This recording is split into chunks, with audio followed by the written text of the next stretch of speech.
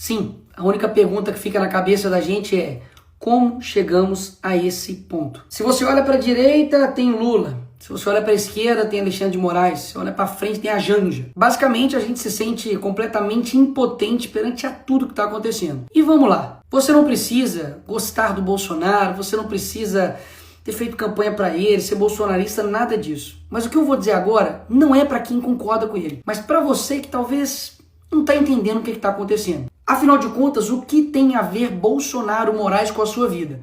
Eu vou te explicar. Muito bem, pessoal. Sejam muito bem-vindos a mais um vídeo do nosso canal. Estávamos aí há um tempo preparando os materiais para você. Olha só, nós temos esse vídeo do Nicolas falando sobre a realidade de tudo que está acontecendo. Olha, é muito importante você ver até o final esse vídeo, tá? Porque se retrata de assuntos que realmente vai impactar o nosso país, vai mudar, nós vamos ter que mudar o nosso estilo de vida.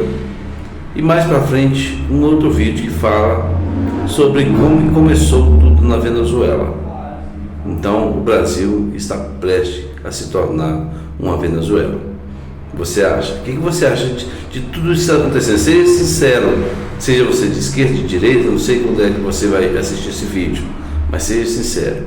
O que você acha de tudo que está acontecendo? O Bolsonaro com tornozeleira, você vai ver também o vídeo. Tudo isso tem acontecido. O que você acha? Será que o nosso país está rumo aí a Venezuela, a Cuba? Será que nós vamos chegar nesse nível também de perder o nosso direito de ir e vir? Olha, se você gostar do vídeo, deixa um joinha pra gente, um like para nós aí, segue o nosso canal, tá ok? Basicamente, nós temos hoje um cenário em que um ex-condenado é presidente da República e um ex-presidente da República pode se tornar um condenado. E mesmo que você tenha suas divergências com o Bolsonaro, vai aqui alguns pontos para você pensar. Não precisa concordar não, mas pensa aí. Ele nesse momento está proibido de falar com embaixadores, proibido de usar rede social, sofreu busca e apreensão na sua casa, encontraram aí incríveis $14 mil, usando tornozeleira eletrônica e é obrigado a ficar em casa do 19 às 7 horas da manhã. E está proibido de falar com o próprio filho, Eduardo. Aí vem os meus pontos. Alguém que roubou a INSS, que foram bilhões, está usando tornozeleira eletrônica? Você já viu algum traficante, estuprador, alguém aí que roubou bilhões nas estatais, ficando impossibilitado de conversar com o seu próprio filho? Ou seja, o script é o mesmo. E quando você entender que nós não estamos em uma democracia, você vai entender o porquê o que estão fazendo com o Bolsonaro afeta também a sua vida. Porque afinal de contas, se eles estão fazendo isso com o ex-presidente da República, o cara basicamente mais popular do Brasil, o que eles não vão fazer com você? Que é digamos, um mero cidadão. Pastor, um estudante, uma pessoa que tem opiniões na rede social, você que é jornalista, empresário, e aí? O que vai acontecer com você? Vamos colocar mais uma vez aqui os pingos nos is. Bolsonaro, como alguns eu ouvi falar aí da esquerda, não está sendo condenado pelo que ele fez na pandemia. Não. Ele não está sendo condenado por corrupção. Não. Ele literalmente está sendo condenado por uma tentativa de golpe. Ele é a pessoa que está despontando nas pesquisas eleitorais como primeiro lugar contra o Lula. Ou seja, será mesmo que eles estão preocupados com a democracia? Pausa. O Lula que recebe ditador aqui no Brasil, como Nicolás Maduro? Ou será que eles estão preocupados em tirar a oposição para poder vencer as eleições? Hein? O que você acha? Isso literalmente aconteceu na Venezuela e através do STF. Ou seja, a Suprema Corte de lá faz exatamente o que a Suprema Corte daqui está fazendo, especificamente na figura do Alexandre de Moraes. Me parece que no Brasil não tem mais nada mais importante para poder se combater, sei lá, tipo crime organizado. Afinal de contas, Comando Vermelho, PCC e todos os outros que estão aí, estão literalmente destruindo a vida de pessoas, matando, roubando, sequestrando. Mas a preocupação principal da nossa Suprema Corte, nossa Polícia Federal, pelo visto, é uma pessoa que, enfim, tentou dar um golpe lá dos Estados Unidos, em EAD, virtual. Ainda fizeram uma manchete como se $14 mil na casa dele fosse uma coisa, assim, absurda. Ai, bicho, eu sou crente, eu não posso xingar. Mas a vontade que dá de falar, velho, vai pra... Porque nós tivemos agora, na história recente do Brasil, corruptos com malas e malas e malas de dinheiro na casa. E o que aconteceu com esses caras?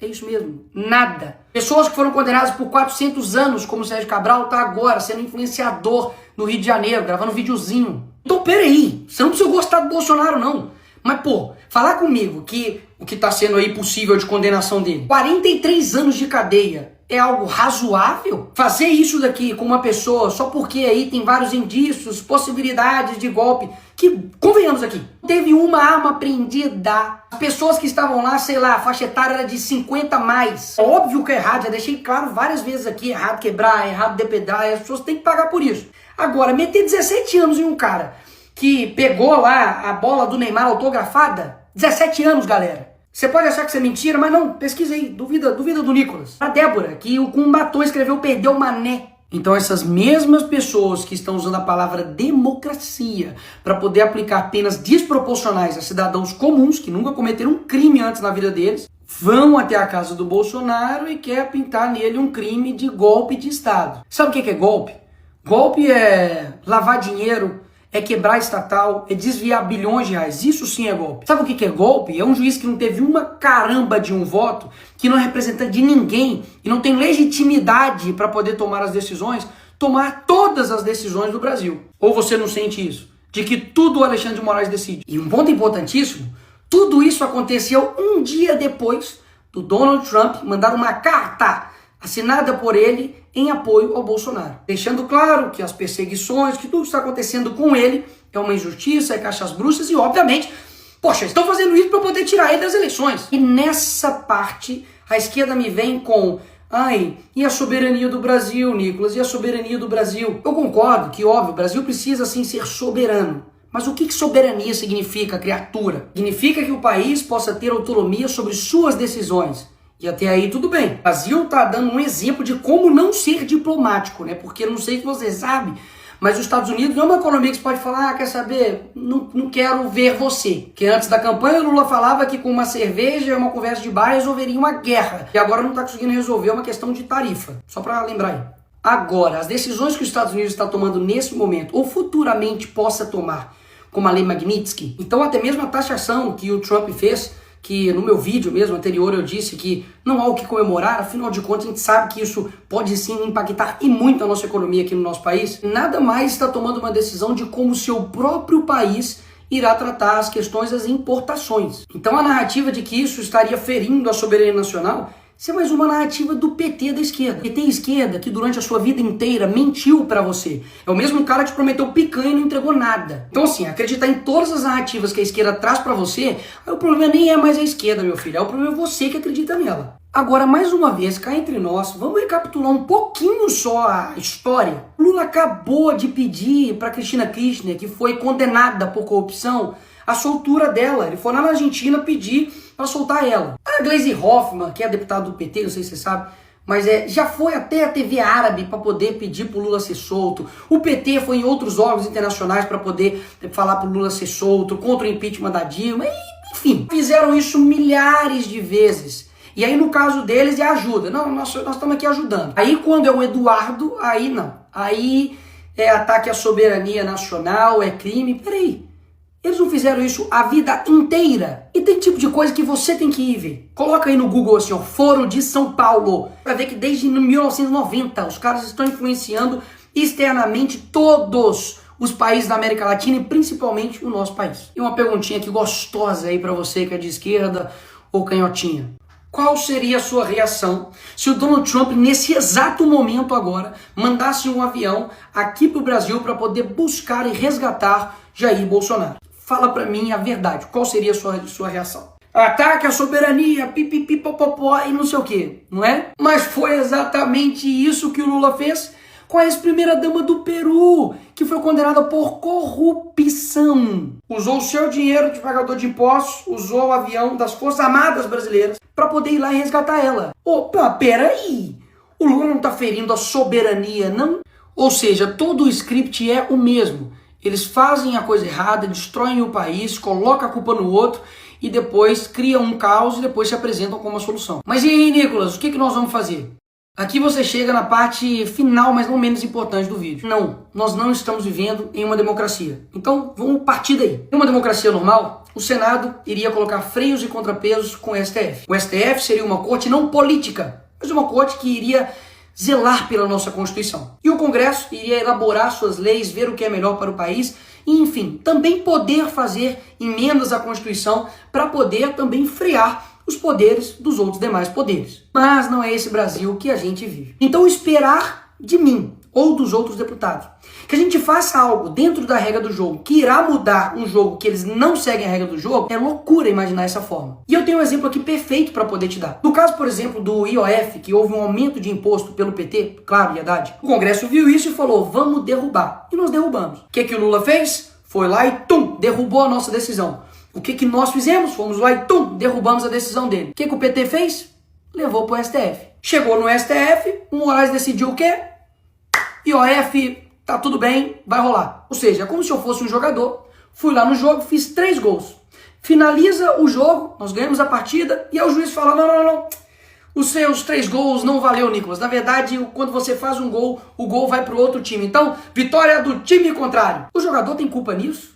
Ele tem culpa de que um juiz está extrapolando por completo a sua competência? Não é falta de competência, de vontade, nem de garra, nem de luta de nenhum dos jogadores. Basicamente porque nós temos um juiz que tem superpoderes. Rui Barbosa poderia ressuscitar e defender que seja Bolsonaro ou a direita ou o Congresso ou o Parlamento, que não resolveria. Então é isso, Nicolas. Nós temos uma ditadura e lascou. Não. Mas tem uma coisa valiosa que eu aprendi com o Olavo, que é o seguinte. Quando a sua ânsia de agir é maior do que a sua ânsia de entender, a sua ação sempre vai ser incompreensível. Toda tirania, ela vai dobrando a aposta. E eu confesso que eu estou extremamente preocupado com o nosso país. Basicamente, ou vai surgir um novo Brasil, ou a gente vai virar, de fato, Coreia do Norte. O que nós podemos fazer para poder mudar essa situação? O primeiro passo, de fato, é você entender. Entender de que existe uma pessoa, basicamente, que chama-se Alexandre de Moraes, que está desbalanceando a nossa democracia. Então, Nicolas, o que você sugere? Eu confesso que muitas das vezes eu não sei. Mas uma coisa eu sei. Que desistir, parar de lutar, parar de falar, parar de gravar vídeo, parar de comunicar com vocês, parar de falar a verdade, isso não é o caminho. Então esse é o primeiro passo. De que, da mesma forma como eles não desistem, porque você tem a sensação de que, tipo, eles não param nunca. Um dia isso, um dia aquilo, parece tipo assim, psicopatas no poder. Mas eles não param. E o que geralmente acontece com a gente, que, poxa, somos pessoas que só querem ter um Brasil legal, cara. Só quero ter um Brasil seguro, só quero ter uma economia punjante, só quero ter empresas que funcionem, trabalhadores que sejam respeitados, pessoas que possam viver a sua vida bem, que estejam, trabalhando para o nosso país. Mas existe uma galerinha que não. Eles não querem que isso aconteça. E eu sei que esses caras não vão largar o osso, amigo. De qualquer jeito, eles vão até o fim. Mas a gente também precisa ir até o fim. E por fim, o ponto mais importante. Eu não tenho dúvidas que Deus não está com os olhos fechados para o que está acontecendo no nosso país. Existe nesse momento agora centenas de pessoas que choram, que estão distantes da família, que estão sendo perseguidos injustamente aqui no nosso país. E muita gente fica calada, muita gente não se move, usa isso como um jogo político para poder, enfim, lutar pelos seus interesses. Mas eu não tenho dúvidas que podem ter juízes com muito poder, mas eles não têm todo o poder. Então eu te chamo agora não somente para poder tomar ação naquilo que de fato seja necessário. Seja, por exemplo, ir para a rua, seja, por exemplo, compartilhar um vídeo, seja, por exemplo, fazer a política no seu dia a dia, alcançar pessoas que nós não alcançamos, mas principalmente para que você tome uma decisão individual de você, de fato, se tornar uma pessoa mais próxima de Deus, para você ter um caráter mais parecido com Jesus e dessa forma você mudar o seu país. Porque tudo que eles mais odeiam é um país que se aproxima de Deus, de verdade, não somente de fala, mas de verdade. E muitas das vezes, quando a gente vê tudo isso acontecendo, a última coisa que a gente faz é orar. A gente reclama, xinga, enfim, faz vídeo, faz um monte de coisa, mas a última coisa que a gente faz é apresentar isso para quem realmente está no comando de tudo. E eu quero lembrar vocês de que os hebreus ficaram 400 anos escravizados no Egito. Deus levanta Moisés, ele enfrenta Faraó, vem praga, o povo sofre, depois ele abre o Mar Vermelho e finalmente Faraó é derrotado e o povo é liberto. O que eu quero dizer com isso? É que existem coisas que a gente não tem condição de saber o que vai acontecer. Coisas que de fato são improváveis e que não estão no nosso controle. Mas o nosso dever é fazer o certo sem esperar que dá certo. Para melhorar, vai ter que piorar muito ainda. Mas eu quero muito saber como é a gente vencer esse pessoal. Você não tá com essa vontade também, não? Mas isso não depende de uma pessoa, de uma instituição, de um grupo somente, mas depende de todo mundo. Quando eu falo de todo mundo, é você que, enfim, tá aí, talvez vendo esse vídeo deitado na cama, ou tá vendo no ônibus, tá vendo no avião, enfim, não te conheço. Mas você é importante pra caramba nesse processo. Porque caso contrário, a gente realmente não vai conseguir. Porque pode ter certeza que um país que não sonha, ele não consegue atingir nada. Uma pessoa que para de sonhar, esquece, ela tá morta. Ter certeza que tem muita gente nesse país que tá com o coração verde e amarelo, louco pra poder mudar as coisas.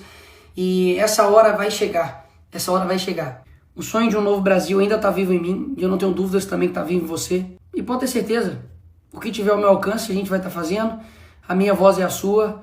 Enfim, não desista daí, que eu não também desisto daqui. E você? Vai desistir ou vai lutar junto com a gente?